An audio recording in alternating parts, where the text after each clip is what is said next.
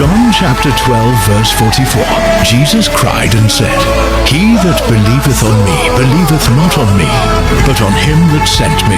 Inspiration. To believe in Jesus is to believe in God. As Christians, we understand this truth. But this statement is no mere teaching moment. Jesus cries these words out in frustration. Why? Because people who devoted their lives to following, God refused to acknowledge Him. But fear kept them silent. So Jesus is calling on them to proclaim what they already say they believe. Let's pray. Father, forgive me for the times that I have failed to acknowledge You. Give me the boldness and confidence to not be ashamed to proclaim Your name. You have revealed Yourself in Jesus, and I know that this is true.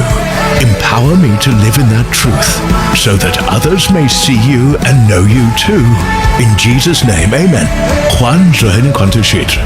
At si Jesus ay sumigaw at sinabi, Ang sumasampalataya sa akin ay hindi sa akin lamang sumasampalataya, kundi sa Kanya na nagsugo sa akin.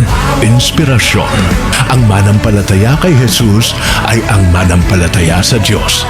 Bilang mga Kristiyano, alam natin ang katotohanan ito, ngunit ang pahayag na ito ni Jesus ay hindi basta pagtuturo lamang. Siya ay sumigaw ng may pananaghoy. Bakit? Dahil ang mga taong nagsasabing sila'y tagasunod ng Diyos ay tumangging kilalanin Siya. Natakot silang magsalita. Kaya't nananawagan si Jesus na ipahayag nila ang kanilang paniniwala. Hindi lang sa puso kundi sa salita at gawa. Manalangin tayo. Ama, patawarin mo po ako sa mga pagkakataong nabigo akong kilalanin ka. Bigyan mo po ako ng tapang at kumpiyansa upang huwag mahiya sa pagpapahayag ng iyong pangalan. Ipinahayag mo ang iyong sarili sa pamamagitan ni Jesus at ako'y naniniwala na ito'y totoo. Bigyan mo ako ng kapangyarihan upang mamuhay sa katotohanan ito, upang makita at makilala ka rin ng iba. Sa pangalan ni Jesus, Amen.